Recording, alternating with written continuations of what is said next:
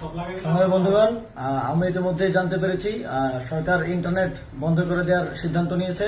আমরা আবারও শঙ্কা করছি, ইন্টারনেট ব্রডব্যান্ড সবকিছু বন্ধ করে দিয়ে আবার দেশে একটি ক্র্যাকডাউন চালানো হবে, মানুষকে হত্যা করা হবে এবং একটা হত্যাকাণ্ড চালানো হতে পারে আগের বারের মতো। সেই জায়গা থেকে আমরা আমাদের আগামী এই পুরো সপ্তাহের কর্মসূচির আউটলাইন ঘোষণা করে দিয়ে যেতে চাই। আমরা জানি না ইন্টারনেট বন্ধ হওয়ার পরে সমন্বয়কদের কি হবে, আমাদেরকে আবার তুলে নিয়ে যাবে কিনা, মেরে ফেলবে কিনা, কিংবা যে কোনো কিছু ঘটতে পারে। সেই জায়গা থেকে আমরা একটা কর্মসূচি আউটলাইন ঘোষণা করে দিয়ে যাচ্ছি।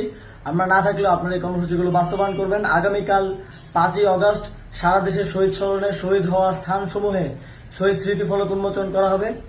11টায় শাহবাগে শ্রমিক সমাবেশ হবে কেন্দ্রীয়ভাবে, 5টায় নারী সমাবেশ হবে শহীদ মিনারে। সারা দেশে বিক্ষোভ ও গণ অবস্থান চলমান থাকবে।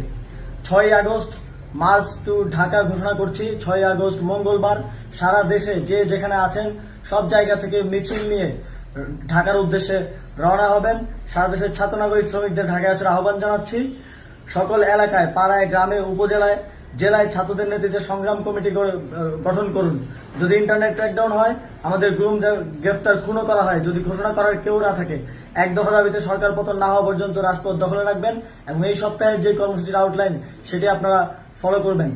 সারা দেশের প্রত্যেকটি পরিবারের প্রতি আমি আহ্বান জানাতে চাই, আপনার পরিবার থেকে একজন করে হলেও মনে রাখবেন, এই আন্দোলন, এই লড়াই আপনার পরিবার, আপনার পরবর্তী প্রজন্মের জন্য একটি সুন্দর বাংলাদেশ গড়ার লড়াই। একজন